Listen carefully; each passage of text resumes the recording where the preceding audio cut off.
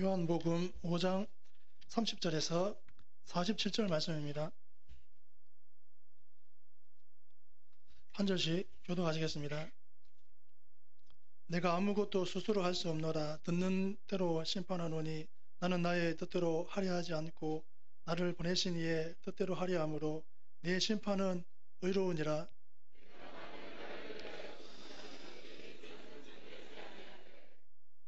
나를 위하여 증언하시는 이가 따로 있으니 나를 위하여 증언하시는 그 증언이 참인 줄 아노라.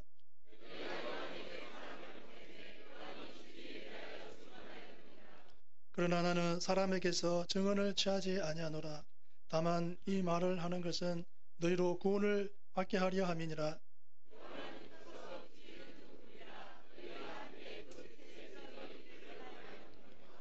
내게는 요한의 증거보다 더 큰 증거가 있으니 아버지께서 내게 주사 이루게 하시는 역사 곧 내가 하는 그 역사가 아버지께서 나를 보내신 것을 나를 위하여 증언하는 것이요.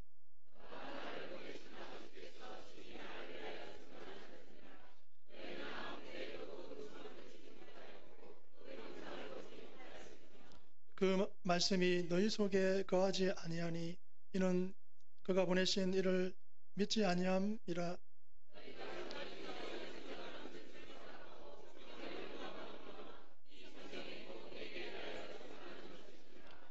그러나 너희가 영생을 얻기 위하여 내게 오기를 원하지 아니하는도다.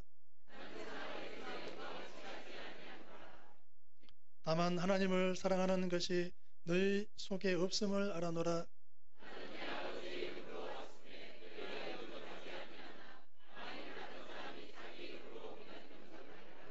너희가 서로 영광을 취하고 유일하신 하나님께로부터 오는 영광은 구하지 아니하니 어찌 나를 믿을 수 있느냐?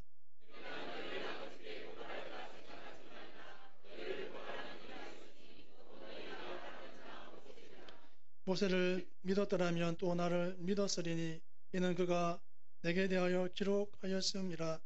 그러나 그의 글도 믿지 아니하거든 어찌 내 말을 믿겠느냐 하시니라. 아멘. 예수님께서는 큰 능력을 보이시며 하나님의 일들을 이루셨습니다. 그러나 예수님을 인정치 않는 사람들이 있었습니다. 예수님께서 유대인들과의 안식일 논쟁에서 심판자로서 자신의 권세를 선언하시며 자신에 대한 증언을 말씀하십니다. 예수님께서 스스로 증언하지 않고 자신에 대한 객관적인 증인과 증거가 있음을 암시합니다. 그 증인은 세례자 요한과 하나님입니다. 이것은 구약 성경에서 요구하는 증인의 법적 유효 숫자를 암시합니다. 객관적 증거는 구약 성경의 증거와 모세의 기록입니다. 30절에서 32절 말씀을 보시면 내가 아무것도 스스로 할 수 없노라. 듣는 대로 심판하노니 나는 나의 뜻대로 하려 하지 않고 나를 보내신 이의 뜻대로 하려 함으로 내 심판은 의로우니라. 내가 만일 나를 위하여 증언하면 내 증언은 참되지 아니하되 나를 위하여 증언하시는 이가 따로 있으니 나를 위하여 증언하시는 그 증언이 참인 줄 아노라. 아멘. 하나님의 뜻은 모든 판단과 결정의 유일한 근거입니다. 30절에 보시면 예수님께서 당신의 심판이 의롭다고 말씀하십니다. 그분은 무엇이든지 임의로 하지 않으시고 자기를 보내신 아버지의 원대로 하셨기 때문에 내 심판이 의롭다고 주장하실 수가 있었습니다. 우리는 예수님께서 언제든지 하나님 아버지의 뜻을 존중하셨으며 이에 복종하신 사실에 주목해야 합니다. 십자가의 죽음을 앞에 두고 겟세마네 동산에서 기도하시던 그분의 모습을 통해 우리는 하나님 아버지의 뜻에 대한 그분의 태도를 확인하게 됩니다. 예수님께서는 죽기까지 하나님 아버지의 뜻에 복종하심으로 성도인 우리가 어떻게 행해야 할지를 보여주셨습니다. 십자가 고난은 하나님 아버지의 뜻에 대해 그분이 취하신 한결같은 태도가 어떤 것이었는지 잘 알게 합니다. 성도로서 우리가 힘써 추구해야 할 삶은 예수님께서 보여주신 자취를 따라가는 삶입니다. 우리는 거룩한 삶이라는 미개척 분야를 개혁하는 사람들이 아니라 개척자이신 예수님을 따라가는 자들이므로 특별히 어렵거나 힘들 게 없습니다. 우리는 무슨 판단이나 결정을 내릴 때에 그분이 어떻게 하셨는지 묻기만 하면 됩니다. 그리고 이 물음에 대한 답은 이미 나와 있는데 하나님의 뜻을 쫓으셨다는 사실입니다. 우리도 이와 같이 하면 하나님께서 기뻐하시는 삶을 살 수 있습니다. 모든 판단과 결정의 근거를 자신의 생각이나 주변 여건, 인간 전문가의 조언 따위에 두지 아니하고 하나님의 뜻에 두는 이들은 하나님은 물론이고 사람들에게도 그리스도의 제자라는 인정을 받게 됩니다. 하나님의 뜻은 모든 것을 규정하는 절대 규범입니다. 어떤 주장이나 사상, 이념, 제도, 현실적 이유 등으로 이것의 권위를 손상하는 일이 있어서는 안 됩니다. 하나님의 뜻을 어떻게 받아들이는가에 따라서 그 사람의 하나님을 향한 신뢰라든지 믿음, 사랑의 정도가 드러납니다. 일체의 타협을 거부하고 기꺼이 순교자의 길을 택한 성도님들은 하나님의 뜻을 모든 판단 및 결정의 유일한 근거로 알았던 사람들이므로 하나님께서 이들을 귀히 여기시고 이들의 죽음을 귀하게 보십니다. 하지만 고난과 불이익을 피하기 위해서 타협하는 사람들은 하나님의 인정을 받지 못합니다. 그들이 제기하는 명분이야 그럴듯하지만 사실은 하나님의 뜻에 절대적인 비중을 두지 않는다는 것이 가장 큰 이유입니다. 다니엘의 세 친구인 사드락과 메삭, 아벳누고의 선택이나 하나님의 사람 다니엘의 선택이 우리가 본받고 따라야 할 모범입니다. 하나님의 뜻에 어느 정도의 중요성과 무게를 두고 있는가가 우리 삶의 내용을 결정하며 신앙의 순도를 결정하는 기준이 됩니다. 33절에서 35절 말씀을 보시면 너희가 요한에게 사람을 보내매 요한이 진리에 대하여 증언하였느니라. 그러나 나는 사람에게서 증언을 취하지 아니하노라. 다만 이 말을 하는 것은 너희로 구원을 받게 하려 함이니라. 요한은 켜서 비추이는 등불이라. 너희가 한때 그 빛에 즐거이 있기를 원하였거니와. 아멘. 진리에 대해서 증언하는 것이 성도의 사명입니다. 33절에 보시면 세례 요한의 사역에 대한 예수님의 평가가 나옵니다. 우리가 아는 대로 세례 요한은 예수 그리스도의 전령과 선구자로 부르심을 받은 사람입니다. 그래서 그는 거듭하여 예수 그리스도에 대해서 증거하였는데 예수님께서는 그의 증거가 진리에 대한 것이라고 말씀하시므로 자신을 진리로 나타내셨습니다. 예수 그리스도는 우리가 믿고 또 사람들에게 증거해야 할 유일한 진리이십니다. 진리이신 그분을 통해서만 인간은 하나님과 평화를 평화할 수 있으며 거룩한 자녀라는 특별한 지위를 얻을 수 있게 됩니다. 많은 사람들이 진리의 대상에 여러 가지를 포함시키고 있습니다만 생명을 구원하는 진리, 인생들로 하나님의 약속에 참여하게 하는 진리는 예수 그리스도 한 분뿐입니다.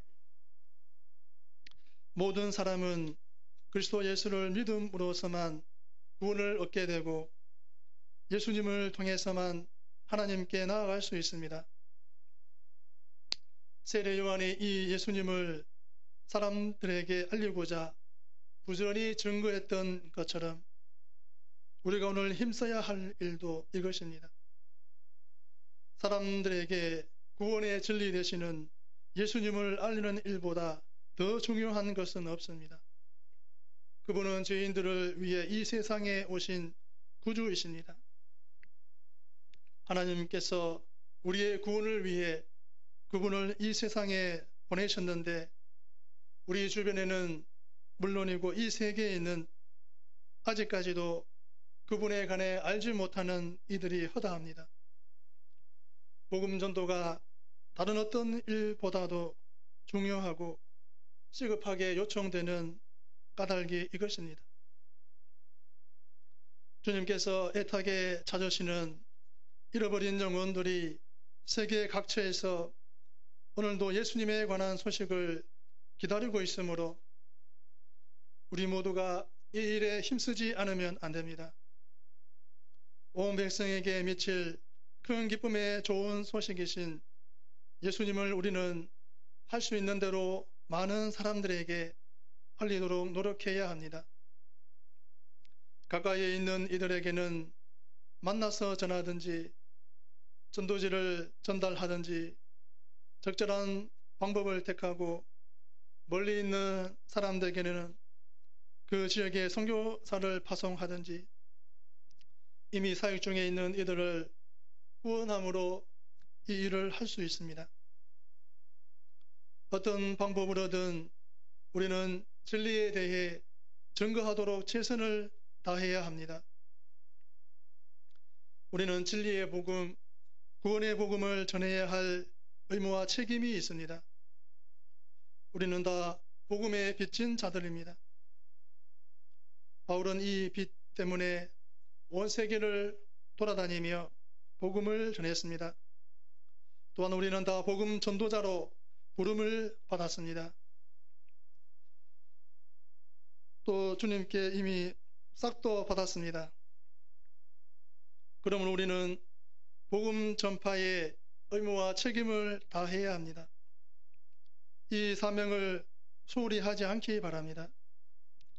36절에서 38절 말씀을 보시면 내게는 요한의 증거보다 더 큰 증거가 있으니 아버지께서 내게 주사 이르게 하시는 역사 곧 내가 아는 그 역사가 아버지께서 나를 보내신 것을 나를 위하여 증언하는 것이요 또한 나를 보내신 아버지께서 친히 나를 위하여 증언하셨느니라. 너희는 아무 때에도 그 음성을 듣지 못하였고 그 영성을 보지 못하였으며 그 말씀이 너희 속에 거하지 아니하니 이는 그가 보내신 이를 믿지 아니함이라. 아멘. 영적 능력은 하나님의 일꾼임을 알게 하는 증거입니다. 36절에 보시면 예수님께서는 자신의 행하시는 그 역사를 하나님께서 자신을 보내신 것에 대한 증거로 제시하셨습니다.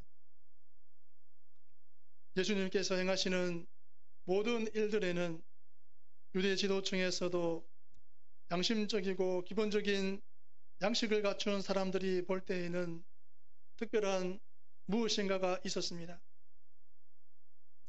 밤에 은밀히 예수님을 찾아왔던 니고데모의 고백에서 볼 수 있듯이 하나님이 함께하지 않는다면 예수님께서 행하시는 그 표적을 그분 외에는 아무도 할 수 없다는 게 그들의 공통적인 견해였습니다. 유대 지도자들이 예수님에 대해 공식적인 반대 입장을 표명한 뒤에도 상당수의 유력한 인사들이 익명의 제자로서 예수님을 지지한 것은 그분이 행하시는 역사를 결코 부인할 수 없었기 때문입니다. 유대 지도자들은 예수님의 가르침이 자신들의 교리와 상치되는 부분이 있다 하여 하나님께로서 오신 자가 아니라고 주장했지만 그분이 행하시는 일들에 대해서는 거부할 명분이 없었습니다. 말이나 생각, 사상, 신념 등은 얼마든지 비방의 대상이 되지만 능력의 역사라든지 선행은 비방자의 입이라도 침묵시키는 힘이 있습니다. 교회에 대해 반대하는 입장을 취하는 이들도 이에 대해서만은 어떻게 하지 못합니다. 그래서 성도님들에게는 영적 능력이 요구됩니다. 주님의 자녀요, 주님의 일꾼이며 주님께서 함께 하신다는 사실을 구체적으로 증명할 수 있는 것이 영적 능력입니다. 초대 예루살렘 교회의 성도님들이 온 백성에게 칭송을 받은 것이나 많은 이들의 마음을 사로잡은 것은 사도들의 구변이 좋거나 사상이 위대해서가 아닙니다. 그들을 통해서 나타나는 능력이 이런 결과를 가져다 주었습니다. 오늘 우리에게 요구되는 것이 이러한 능력입니다. 이 능력은 하나님께서 우리에게 약속해 주셨으므로 불가능한 것도 그렇다고 멀리 있는 것도 아닙니다. 우리가 구하면 주님께서 이것을 주십니다. 다수의 성도님들이 주님의 이름을 부르면서도 무기력한 상태에서 살아가는 이유는 하나님의 약속에 무지하거나 구하면 얻게 되는 능력을 구하지 않기 때문입니다. 일개 어부였던 베드로가 얼마나 놀라운 일을 하게 되었는지 생각해 보십시오. 이것은 그 자신 속에 잠재된 능력들을 개발하여 얻은 결과가 아니라 주님께서 약속하신 영적 능력을 소유함으로 나타난 열매입니다. 성도님들에게는 이 능력이 절대적으로 필요합니다. 그래야 교회의 세상에 대한 영향력이 증대될 수 있고 사람들을 효과적으로 그리스도께로 인도할 수 있습니다. 좋은 물건을 만들려면 재료들을 충분히 있어야 하듯이 훌륭한 삶을 살려면 하나님께서 주신 기회들을 최대한 활용하지 않으면 안 됩니다. 영적 능력은 우리의 삶을 위해 하나님이 준비해 주시는 자원이므로 충분히 활용하도록 노력해야 합니다. 39절에서 40절 말씀을 보시면 너희가 성경에서 영생을 얻는 줄 생각하고 성경을 연구하거니와 이 성경이 곧 내게 대하여 증언하는 것이니라. 그러나 너희가 영생을 얻기 위하여 내게 오기를 원하지 아니하는도다. 아멘. 예수님은 성경의 중심 곧 이해의 빛이십니다. 39절에 보시면 유대인들이 부지런히 성경을 읽고 연구한 목적과 성경의 중심이 누구인가에 대한 예수님의 증거가 나옵니다. 유대인들은 성경을 상고한 목적은 성경에서 영생을 얻는다고 믿은 까닭이었습니다. 상고했다는 말은 그들이 날마다 계속해서 성경을 자세히 살핀 것을 나타냅니다. 그럼에도 그들은 자기들이 읽은 그 말씀을 이해하는 빛이 없어 성경을 자구적으로만 알았기에 성경의 중심이신 그리스도를 배척하고 말았습니다. 성경을 부지런히 읽고 또 깊이 있게 연구하는 것이 좋은 일이기는 하지만 그것이 반드시 신앙 성장을 돕거나 유익을 주는 것은 아닙니다. 유대인들의 실패가 이 사실을 입증하여 줍니다. 성경을 연구하되 이해의 빛 아래서 연구해야 바른 이해가 가능하고 유익도 얻게 됩니다. 그리고 그 이해의 빛은 예수 그리스도이십니다. 그러므로 누구든지 성경을 바로 이해하고 성경이 주는 유익을 얻으려면 그 중심에 예수 그리스도가 계시게 해야 합니다. 모든 성경은 예수님에 관한 기록입니다.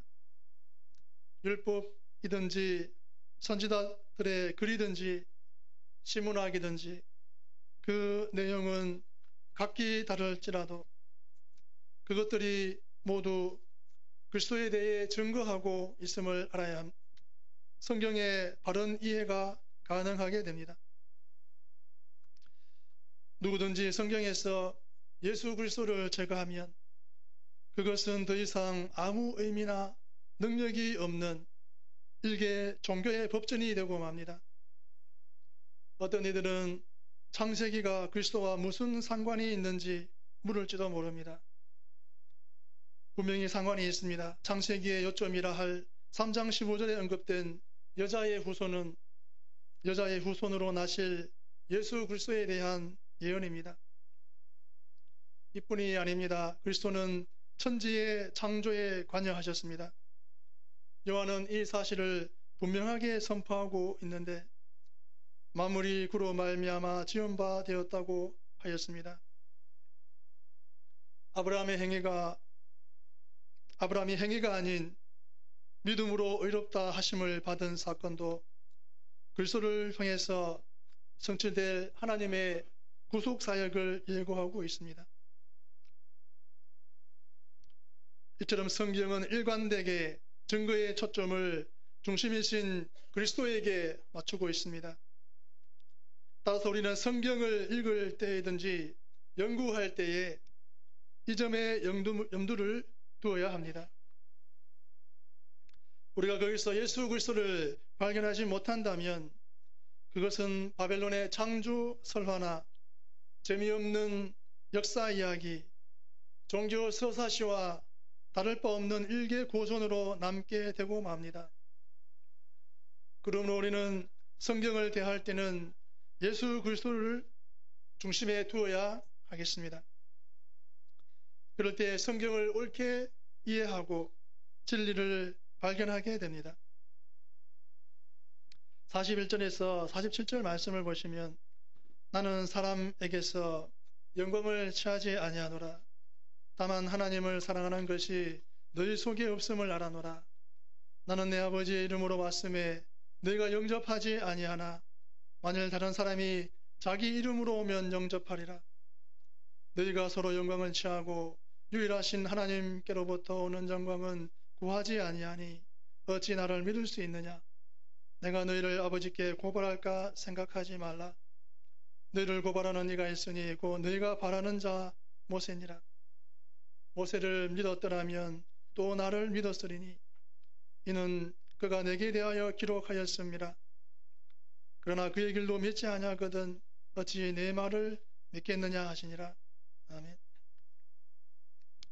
참된 주님의 일꾼은 사람에게 영광을 취하지 않습니다. 41절에 보시면 예수님께서는 나는 사람에게 영광을 취하지 아니하노라 라고 말씀하셨습니다. 이는 예수님의 사역이 사람을 위한 것이기는 하지만 사람들의 의견 곧 여론의 향배를 쫓으신 것은 결코 아님을 알게 합니다. 사람이 세운 일꾼들은 자기를 세운 사람들에게 영광을 구하게 마련입니다. 그러나 예수님은 하나님께서 보내신 분이었습니다. 그래서 그분은 언제든지 하나님 편에 서셨고 그분의 뜻에 모든 관심을 집중하셨습니다. 절대 다수의 사람들이 원하는 일일지라도 하나님께서 원치 않으시면 그분은 어떠한 일도 하지 않으셨고 가까운 측근이나 친척들조차 반대하는 일이라 해도 하나님께서 원하시면 그분은 지체하지 않으시고 실행한 사실을 우리는 성경에서 보게 됩니다. 예수님께서 이렇게 하신 것은 영광이나 기쁨을 사람에게 구하지 않고 하나님께만 구했기 때문입니다. 이는 하나님께 세우심을 입은 성도, 특히 주님의 사역자들이 어떻게 처신해야 하는지 잘 알게 합니다. 정치인들을 비롯하여 연예인들과 상인들, 변호사 등 대중적인 인기라든지 지지기변이 필요한 사람들은 언제든지 사람을 의식하여 민심의 동향을 주의 깊게 관찰합니다. 그들은 옳고 그름을 떠나서 대중이 자신에게 불쾌한 감정을 가지게 되는 일이 없도록 노력할 수밖에 없습니다. 하지만 성도님과 주님의 일꾼으로 부르심을 받은 사람들은 달리 처신해야 합니다. 사도 바울이 그랬듯이 우리는 언제든지 하나님의 뜻을 살피고 그 뜻대로 행함으로 그분의 영광만을 구해야 합니다. 누가 우리를 사랑하여 독생자를 보내어 우리를 구원하게 하셨습니까? 하나님이십니다. 누가 우리를 구원하시기 위해 스스로 십자가를 향해 나아가셨습니까? 우리의 주님이신 그리스도 예수님이십니다. 누가 오늘 또 우리 안에 거하시면서 우리를 모든 진리 가운데로 인도하십니까? 하나님의 영이신 성령님이십니다. 우리가 얻게 된 구원과 하나님의 약속에 참여하게 된 축복을 위해 세상이 해준 것은 아무것도 없습니다. 그러므로 우리는 언제든지 여론이나 민심의 동향에 민감하게 반응하지 말고 하나님의 뜻에만 주목해야 합니다. 사람들에게 인기 있고 인정을 받는 영적 지도자라 하여 하나님께서도 칭찬해 주실 것이라는 생각이나 기대는 금물입니다. 그분의 평가는 사람들이 나타내 보이는 반응과 전혀 무관하며 그것을 탐조하지도 않으십니다. 그분이 보시는 것은 그 사람이 중심을 어디에 두고 행하는가 하는 사실입니다. 우리의 삶의 중심이 하나님에게 향하고 있는지 사람들에 향하고 있는지가 그분에게는 중요합니다. 하나님을 아버지라 부르고 예수 그리스도를 주님이라 고백하면서 삶의 중심이 사람들에게로 향하고 있다면 그는 진정한 그리스도인이 아니라 두 주인을 섬기는 사람이든지 그리스도인들을 의식하여 신앙을 사칭하는 사람에 불과합니다. 예수님의 사람들이 추구하는 삶의 궁극적인 목표는 하나님의 영광뿐입니다. 이 사람들은 언제든지 이 한 가지만 생각하고 사는 이들이기에 때로 세인의 눈으로 보기에는 이상해 보일 수도 있습니다. 하지만 이것이 올바른 신앙인의 모습입니다.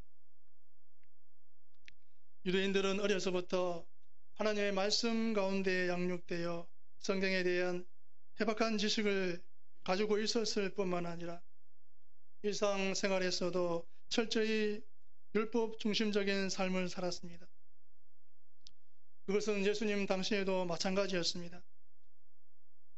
때문에 당시에 유대인들은 매우 경건한 하나님의 백성들로 보였습니다. 하지만 실상 그들은 성경을 지식적으로만 알 뿐 그것을 믿지 않았으며 또 성경이 지향하고 있는 예수 그리스도를 배척함으로 그들의 영적 무지와 불신앙을 그대로 드러내었습니다. 그렇다면 오늘 우리는 어떻습니까? 오늘 우리도 주님 당시에 유대인들이 빠진 함정, 형식주의의 함정에 빠질 수 있습니다. 우리는 결코 이러한 어리석음을 범해서는 안 되겠습니다. 우리는 말씀을 통해 더욱 하나님과 그리스도를 알아가고 또 그 말씀대로 실천함으로써 생명력이 있는 믿음, 역동적인 신앙을 가져야 하겠습니다. 그리하여 마지막 때 주님께 칭찬을 듣는 참 성도님들이 되어야 하겠습니다. 기도하시겠습니다.